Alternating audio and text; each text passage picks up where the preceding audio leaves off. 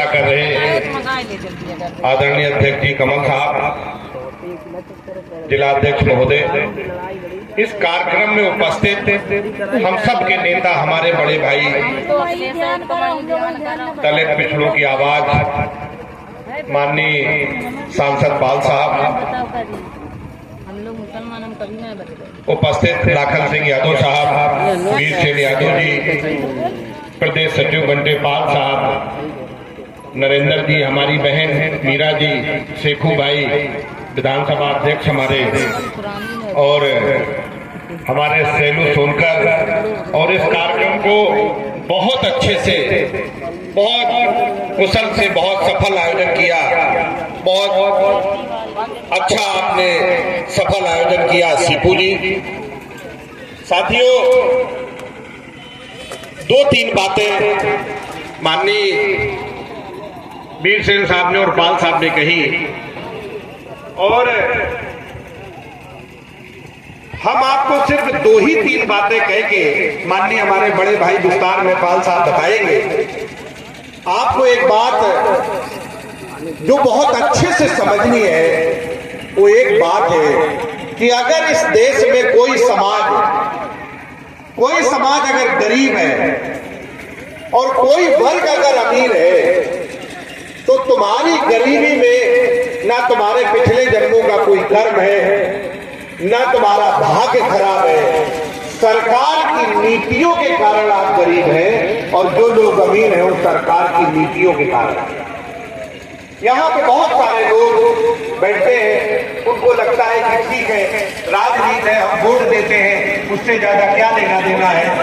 लेकिन इस सरकार ने 12-15 उद्योगपतियों को 14 लाख करोड़ रुपए माफ कर दिया।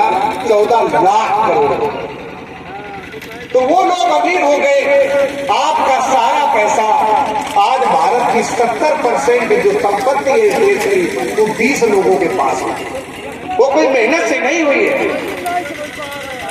वो सरकार के साथ मिलके जो तुम्हें लूटा गया है, उसके कारण वो गरीब अमीर हुए हैं, और उसके कारण हम विपन्न है गरीब। साथियों, राजनीति ही, आपकी शिक्षा अगर अच्छी कभी होगी तो राजनीति के कारण होगी। बेटा हो या पति की संतान, सबकी शिक्षा एक समान, एक नियम पालित हो जाए कि पूरे देश में एक सी शिक्षा होगी, आपकी 90% समस्याएं खत्म होंगी। और ये सरकार जब तक आपकी नहीं आएगी, आप जो मर्जी कर लो, ये हालात नहीं बदल सकते। ये दवाई समाजवादियों का नारा था कि शिक्षा चिकित्सा मुफ्त हो। आप ये जो सरकार है, ये जो संविधान है, ये जो मंच लगा है, इसके महत्व को समझे। हम यहाँ सिर्फ टाइम पास करने के लिए कोई नहीं आता। यही मीटिंगें, यही बैठकें, यही हुई बात, यही की चर्चा अगर बदल सकेगी तुम्हारे आने वाली पीढ़ियों की, तो यही चर्चा, यही मीटिंग और इनसे निकले हुए नेता जो सदन में जाएंगे, जब तुम्हारी बात करेंगे, तुम्हारी आवाज उठाएंगे, तुम्हारी समस्याएं करेंगे, तभी निकलेंगे। साथियों, हम इस ऐसे लोग बैठे कि इनको आरक्षण मिलना चाहिए ताकि गरीब लोग, पिछड़े दलित लोग ऊपर आ सके। एक तरफ वो लोग हैं जो आरक्षण का विरोध करते हैं, एक तरफ वो लोग हैं जो मेहनत करने में भरोसा रखते हैं, एक तरफ वो लोग हैं जो मेहनत से नफरत करते हैं। एक बात बहुत इत्मीनान से समझने की जरूरत है। यहाँ पे एक अधिकारी होता है, डीएम, कलेक्टर, एसपी। आप उसके ऑफिस में जाए तो उसका आप व्यवहार देखेंगे, वो फाइल लेके अपने हाथ से नहीं चलेगा। फाइल लेके चलने के लिए उसे चपरासी चाहिए। अगर लिफ्ट में जाएगा तो लिफ्ट की बटन भी अपने हाथ से नहीं दबाएगा, उसके लिए भी एक चपरासी रखता है कि लिफ्ट की बटन दबाए। पानी पीने के लिए उसी की टेबल पे रखा होगा, उठा के नहीं देगा, एक चपरासी आके उसे डालेगा तब पिएगा। वो कार में बैठ के चलेगा तो ड्राइवर दौड़ के कूद के बंदर की तरह आके गेट खोलेगा, तब वो नवाब उतरेंगे, ऐसा लगे जैसे हाथ इसने फूटा होगा। ये बात समझने की है। एक तरफ वो लोग हैं जो मेहनत करते हैं, एक तरफ वो लोग हैं जो मेहनत से नफरत करते हैं।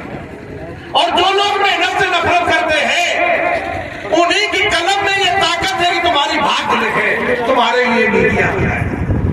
क्या कतई संभव है जो मेहनत से इस कदर नफरत करता हो, वो मेहनत में भरोसा करने वाले समाज के तकदीर को कोई लिख दे, उस कलम से क्या न्याय की उम्मीद हो सकती है? क्या में है। और इस देश में जो जितनी ज्यादा मेहनत करता है उतना ज्यादा गरीब और अपमानित है, और जो जितना बड़ा मेहनत से नफरत करने वाला हरामखोर वर्ग है उतना सम्मानित है और उतना अमीर। समाजवादी नेता माने ये संकल्प था महामना रामस्वरूप वर्मा का। साथियों, यहाँ बहुत सारे बुजुर्ग लोग बैठे हैं। सरकार का कैसे सीधा असर तुम्हारी जिंदगी पे है उसका एक छोटा सा उदाहरण है। हम 1967 का एक सरकारी कर्मचारी की तनख्वाह 55 से 60 रुपए महीने होती थी। एक कुंटल गेहूं के बराबर एक सरकारी कर्मचारी की तनख्वाह थी। 3 कुंटल हम गेहूं बेचते थे, 1 तोला सोना आता था। मिल उत्पाद इतने महंगे होते चले गए और कृषि उत्पाद इतने सस्ते होते चले गए कि तुम कब बचपन से बुढ़ापे में कदम रख देते हो तुम्हें पता ही नहीं चलता। तुम्हारे गालों पर कभी लालमा नहीं आती, और वो जो खून चूसने वाले हैं वो कभी बूढ़े नहीं होते और तुम कभी जवान नहीं होते। ये गैर बराबरी कैसे मिटे? ये गैर बराबरी कैसे मिटे? श्रम का सम्मान कैसे हो? कमेरों की सत्ता कैसे इस समाज में, इस देश में स्थापित हो? इसी का रास्ता अगर कहीं से निकलेगा तो समाजवादी विचार से निकलेगा। महामना अखिलेश यादव जी के दिशा निर्देशन में निकलेगा, और श्याम रामपाल और राजा रामपाल जी के कुशल नेतृत्व से उत्तर प्रदेश में 2027 में माननीय अखिलेश यादव को मुख्यमंत्री बना के इन कमेरों की सत्ता स्थापित करके इन दबे कुचले कमजोर शोषित और पीड़ित को आवाज दे दी जाए। यही एक संदेश लेके मैं अपने नेता का आपके पास आया हूं। हम चाहते हैं आज महाकुंभ की चर्चा पूरे प्रदेश में हो रही है, और कोई चैनल आप खोल ले उस पर जब देखो तब उनके एंकर और भाजपा के नेता कूटने का काम करते हैं। सपा वाले ये कर रहे, सपा वाले वो कर रहे। मैं सिर्फ एक बात कहता हूं उनसे, कुंभ का आयोजन हिंदू धर्म का आयोजन था, और भारतीय जनता पार्टी की सरकार की जो जिम्मेदारी थी उस जिम्मेदारी को आप नहीं कर पाए, और उस जिम्मेदारी में फेल होने के कारण तुम धर्म के पल्लू में छुप के आप उंगली उठाने का काम कर रहे हो। जनता ये मानेगी नहीं, बर्दाश्त नहीं करेगी, तुम्हें इसकी सजा देगी। साथियों, आप सब लोगों ने मेरी बात बहुत धैर्य से सुनी, आपने मुझे इतने प्यार से इतना समय दिया, मैं आपका बहुत बहुत तहे दिल से आभारी हूँ।